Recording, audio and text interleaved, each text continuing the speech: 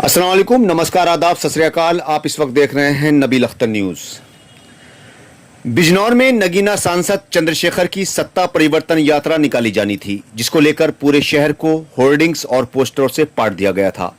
अंदाजा लगाया जा रहा था कि किसी वक्त में मायावती की रैली में जितने लोग हुआ करते थे, उसी की टक्कर पर लोगों का जमावड़ा लगेगा। लेकिन आज पुलिस और प्रशासन ने इस पूरे प्लान को धराशायी करते हुए सत्ता परिवर्तन यात्रा शुरू होने से पहले ही नगीना सांसद चंद्रशेखर को धामपुर में स्थित उनके आवास पर नजरबंद कर दिया और उनके आवास के बाहर भारी पुलिस बल को तैनात कर दिया गया।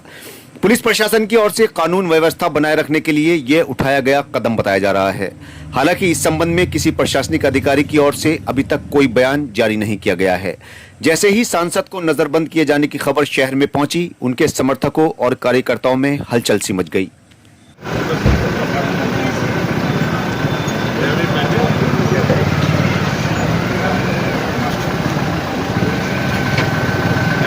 रात तक भी हमने परमिशन उनको 1 बजे तक हम उनसे मांगते रहे, पता नहीं क्यों किसके दबाव में परमिशन नहीं दे रहे। मैं तो स्पष्टवादी व्यक्ति हूँ, अगर सरकार जो है मुझे मेरे लोगों के बीच में जाने नहीं देगी, मेरी बातें रखने देगी, तो इसको लोकतंत्र की हत्या को हम लोग कैसे बर्दाश्त करेंगे। भाई मुझे सुरक्षा की आवश्यकता तभी तो जब मैं भीड़ में जा रहा हूँ। जब मुझे आप जाने नहीं दोगे मेरे लोगों के बीच में यात्रा में, तो फिर मैं सुरक्षा का ही क्या करूँगा। तो अपनी सुरक्षा वापस ले लूँ।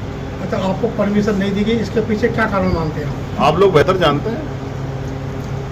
आप लोगों को सब पता है कि सत्ता जब किसी का विरोध करती है, किसी को दबाने का काम करती है, तो उसका एकमात्र कारण होता है कि उन पर जो सत्ता के लक्ष्य हैं वो उस आदमी की वजह से या उस आंदोलन की वजह से कमज़ोर हो सकते हैं। मैं आज कह रहा हूँ 8 सीटें हैं बिजनौर जिले में, मैं सिर्फ बिजनौर की बात आज करूँगा। अगर यहाँ कमज़ोर वर्गों के लोगों ने समझदारी दिखाई जैसे दिखाई थी 2024 में, तो परिणाम ये होंगे कि भारतीय जनता पार्टी की एक भी सीट इस जिले में नहीं जीत पाएगी। भारतीय जनता पार्टी विधानसभा 8 के 8 विधायक आज़ाद समाज पार्टी काशीराम के होंगे, और मैं फिर कहता हूँ जनता के बीच के होंगे। मैं अकेले सांसद के रूप में इस क्षेत्र की आवाज़ के लिए लगातार संघर्ष करता रहा पार्लियामेंट में कि यहाँ उद्योग धंधे लग जाएं, यहाँ IOCL, BPCL, HPCL जैसे प्लांट आ जाए, थर्मल प्लांट आ जाए, पावर प्लांट, जिससे यहाँ के लाखों नौजवानों को रोजगार मिल जाए, यहाँ इंडस्ट्रियल एरिया लग जाए। लगातार मैंने उसके लिए पत्राचार किया, लेकिन आप जानते हैं कि सत्ता में बैठे लोग नहीं चाहते कि मेरे क्षेत्र के लोगों को उनकी पीड़ाएं दूर हो। मैं जो निधि मेरे पास है उस समय सड़कें, बिजली की व्यवस्था, पानी की व्यवस्था, लाइट की व्यवस्था,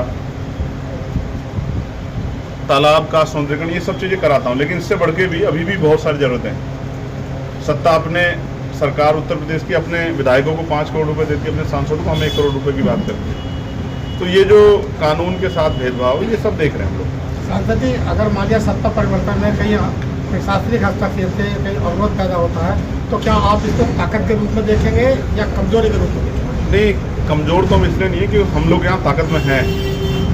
भाई अगर हम ताकत में नहीं होते तो पुलिस हमें हमारे लोगों को लाठी मारती थी। आप समझे नहीं समझे? कमजोरों से कैसे लड़ती है पुलिस?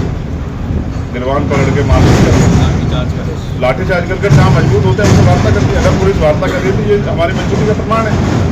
आप पुलिस प्रशासनिक अधिकारी होते हैं, आपको जो है यहाँ से बिजनौर जाने की अनुमति देती है? मतलब मैं ये पूछना चाहता हूँ भाई, ये लोकतांत्रिक प्रदेश है, ये लोकतांत्रिक जिला है, ये लोकतांत्रिक देश है, पुलिस की परमिशन से मैं कहीं क्यों जाने? अच्छा सांसद जी, आज आपको दूसरी बात, आप समझते हैं ये क्या बात है कि आप ये कह रहे हैं कि पुलिस ने आपको परमिशन दे दी जिला मुख्यालय जाने की? इसका मतलब मैं सारे काम पुलिस से परमिशन नहीं करूँगा? सांसद जी, आज आपको मैं कोई गलत काम करने जा रहा हूँ तो पुलिस मुझे रोक ले, मुझे जेल भेज दे, आज मुझे गोली भी मार दे। आज आपको दूसरी बार रोकने का प्रयास किया गया है। एक आप ठाकुर द्वारा जा रहे थे, कभी आपको रोकने का प्रयास किया गया, आपको सवालों को रोक दिया गया।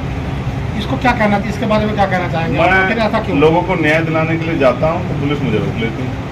मैं अन्याय करने थोड़ा जाता हूँ, कहीं मैंने अन्याय किया हो मुझे बता दो। आप लोग सब लोग, आप लोग तो पुलिस की कार्यप्रणाली के बारे में आपका क्या कहना है? पुलिस का कोई दोष नहीं है। पुलिस सरकार के आधार पर कार्य करती है, राजनीतिक मामला है ये, सरकार के आधार पर कार्य करती है, सरकार के आदेश पर कार्य करती है। आज सरकार हमारी होती तो हमारे लिए काम करती है।